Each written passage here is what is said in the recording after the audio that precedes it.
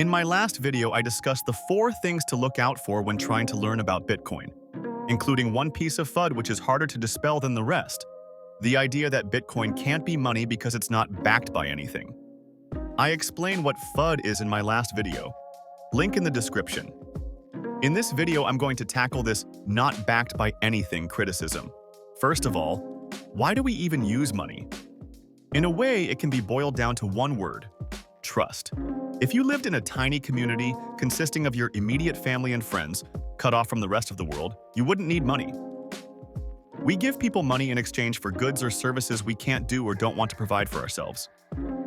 In that kind of a high-trust community, you could get by simply exchanging favors because, as a group, you would know who owed who what, and you could trust you'd be repaid at some point. But in the real world, interacting with people you don't know and don't have a trust relationship established with, you need something that is a fair representation of the value you've produced and can take as payment for that value, and then use that thing to exchange with others for goods or services of equal value. We call this thing money. This is why all kinds of things have been used as money throughout human history, varying widely across cultures and even depending on circumstance.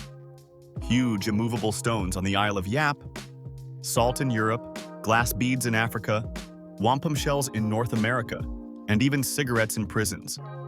Gold became the dominant form of money around the world for reasons I won't get into here, but the most important thing to note is that what the thing is which is used as money doesn't really matter. It doesn't really need to be portable. It doesn't really need to be divisible. It doesn't really need to be durable. It doesn't really need to have utility. But there is one property absolutely required for something to be a usable form of money. It needs to be scarce. Said another way, it needs to be hard to produce. And the more scarce it is, the better it serves as money.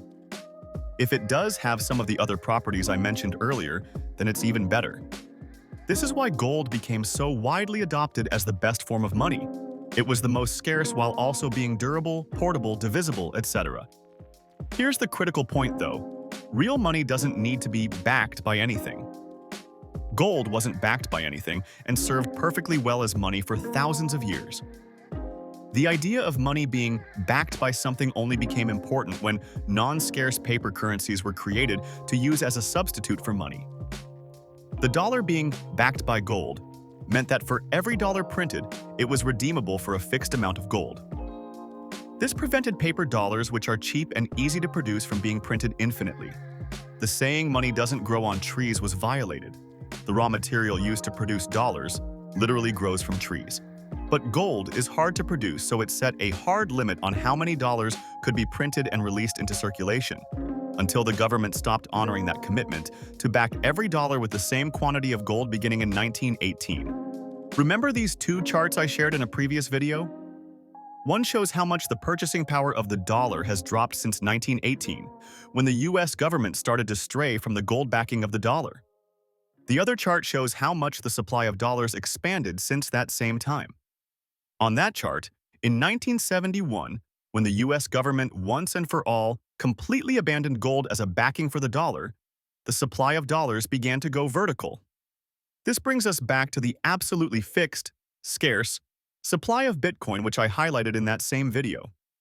This is the reason Bitcoin doesn't need to be backed, because it is truly scarce, even more scarce than gold. For now, I'll wrap up with this idea. People's common everyday lived experience in the 21st century proves money doesn't need to be physical. Since the advent of the internet and online banking, most everyone now conducts virtually all of their financial transactions not by exchanging physical dollars back and forth, but simply by means of digital accounting using debit and credit cards, PayPal, Venmo, etc. As this video shows, there's a lot more to learning about Bitcoin than most people realize. You have to learn, or perhaps relearn, what you've taken for granted most of your life: what money is. Once you do, you'll see a lot more clearly what Bitcoin is and why it might be more than just something to invest in. To continue to learn more about Bitcoin and how it can be money, hit the subscribe and like buttons and the notification bell to get my next video. And check out my free resource in the description below.